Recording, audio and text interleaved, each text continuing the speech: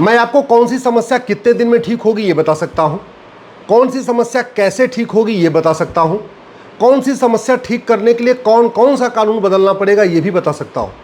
लेकिन मैं समस्या ठीक नहीं कर सकता, क्योंकि न तो मैं सांसद हूं न तो मैं मंत्री हूं। बीमारी की कौन सी दवाई है वो तो मैं बता सकता हूं, लेकिन मैं दवाई नहीं दे सकता हूं।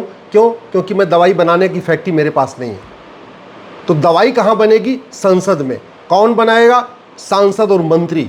इसलिए मैं आपसे हाथ जोड़ के निवेदन करता हूं कि जैसे शादी विवाह के लिए साल में 2-4 दिन की छुट्टी करते हैं, घूमने टहलने के लिए 10-5 दिन की छुट्टी करते हैं, साल में 52 आपको 52 संडे मिलता है, 52 रविवार मिलता है, उसमें आप आराम करते हैं, वैसे ही भारत माता की सेवा के लिए, देश की सेवा के लिए महीने में कम से कम 1 दिन निकालिए।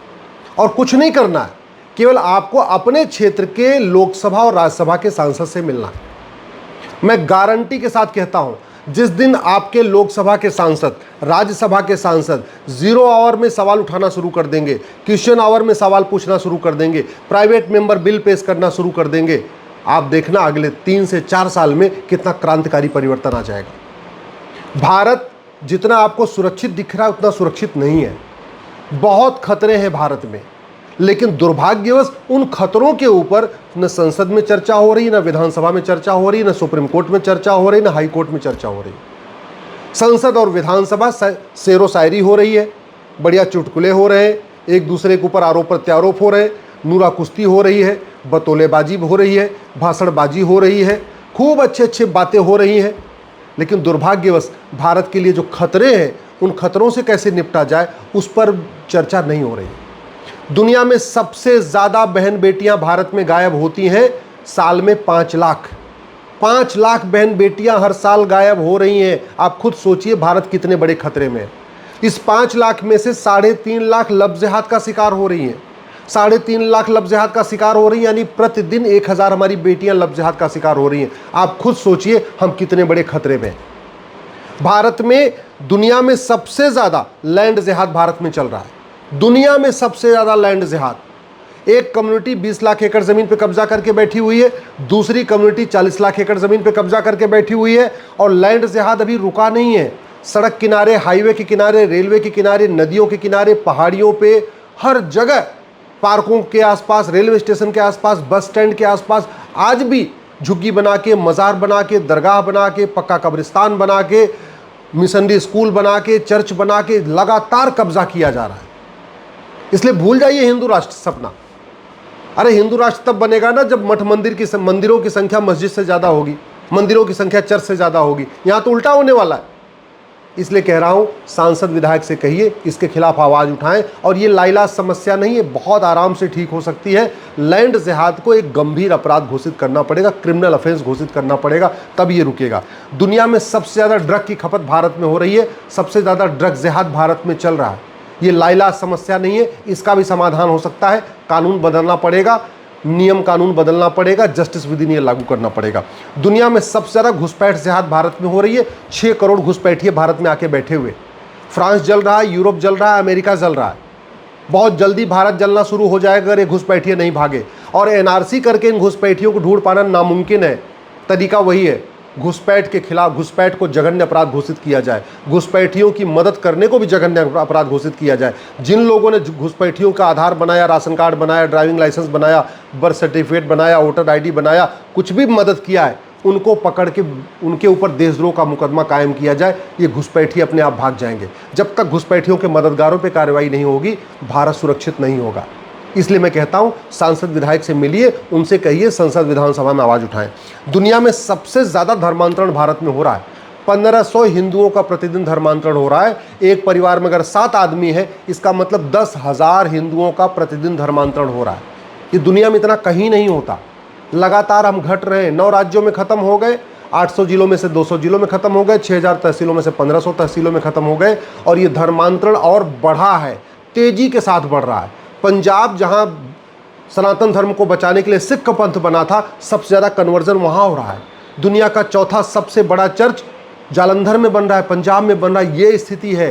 ये लाइलाज समस्या नहीं है, रोक सकते हैं। संविधान फ्रीडम ऑफ कन्वर्जन नहीं देता, फ्रीडम ऑफ रिलीजन देता है।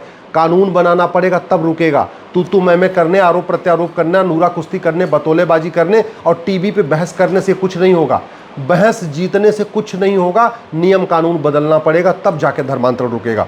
दुनिया में सबसे ज़्यादा जनसंख्या जिहाद भारत में हो रहा है। 90,000 बच्चे रोज़ पैदा हो रहे हैं।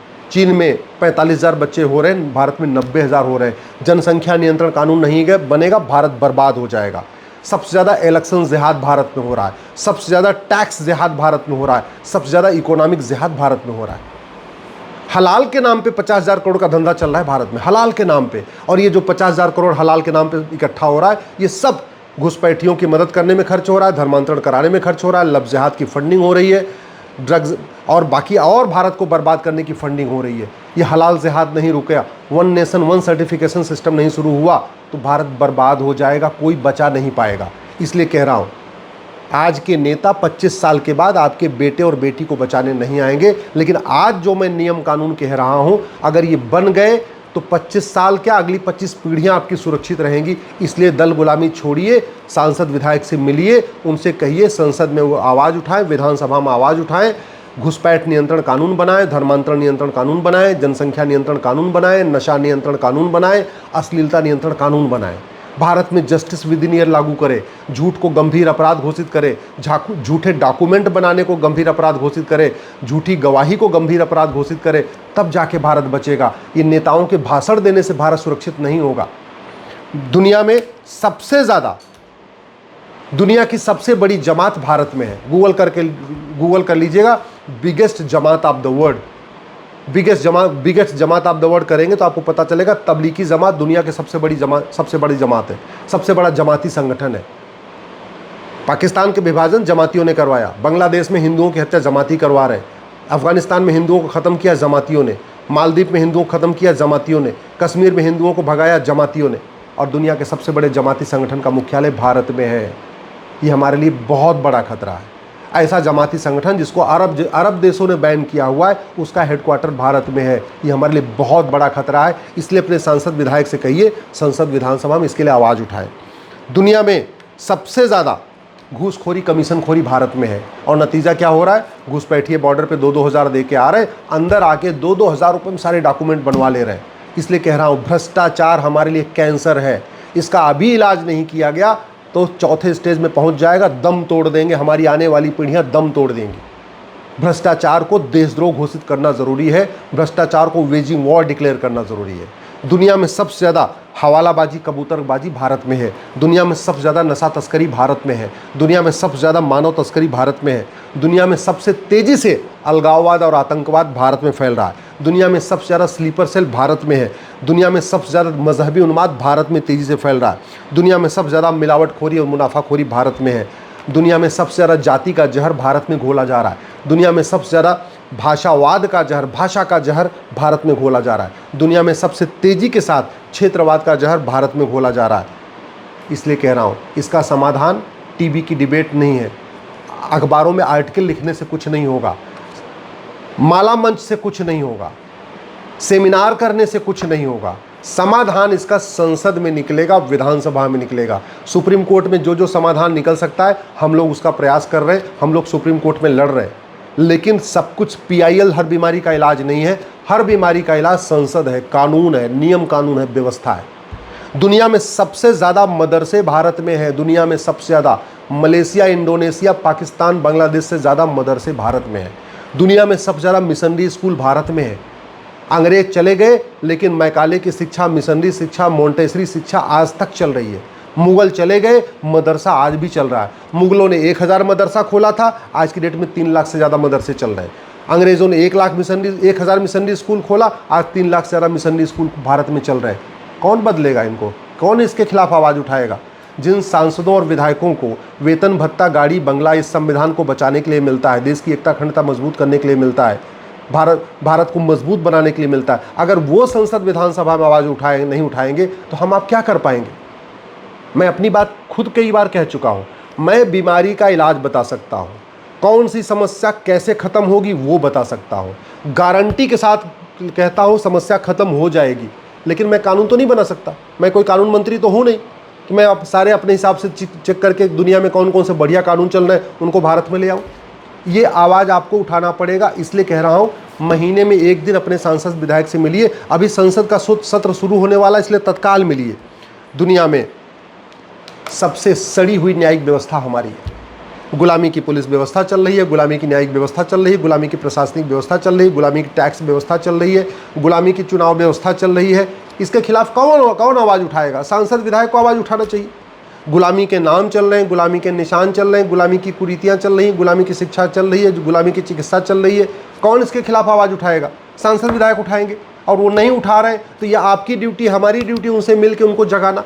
इसलिए मैं आपसे हाथ जोड़ के निवेदन कर रहा हूँ, जैसे परिवार के लिए टाइम निकालते हैं, घूमने टहलने के लिए टाइम निकालते हैं, शादी विवाह अटेंड करने के लिए टाइम निकालते हैं, वैसे ही महीने में एक दिन निकालिए, अपने सांसद विधायक से मिलिए, उनको कहिए 0 आवर में वहाँ पे सवाल प्रश्न पूछना शुरू करें, क्वेश्चन आवर में प्रश्न पूछना शुरू करें, प्राइवेट मेंबर बिल पेश करना शुरू करें। आपके सांसद विधायक अगर किसी विषय पे प्राइवेट मेंबर बिल पेश करना चाहेंगे, बिल बना के मैं दे दूंगा। कुछ सवाल पूछना चाहते हैं, उनको सवाल लगता है कि उनको रिटर्न में ड्राफ्ट करके चाहिए, वो सवाल भी मैं दे दूंगा। लेकिन अगर ये घूसखोरी, कमीशन जमाखोरी, मिलावटखोरी खत्म नहीं हुई, ये कालाबाजारी, नशा तस्करी, मानव तस्करी खत्म नहीं हुई, ये लब जिहाद, लैंड जिहाद, धर्मांतरण, घुसपैठ नहीं बंद हुआ, ये जनसंख्या जिहाद नहीं रुकेगा, तो 25 साल के बाद भारत बर्बाद हो जाएगा। विकसित भारत नहीं, भारत का विभाजन हो सकता है। जैसे 1947 में हुआ था, वैसे ही 2047 में होगा, अगर हमने नियम कानूनों को नहीं बदला। इसलिए मैं आपसे हाथ जोड़ के कर रहा हूँ, जाइए अपने सांसद विधायक से मिलिए।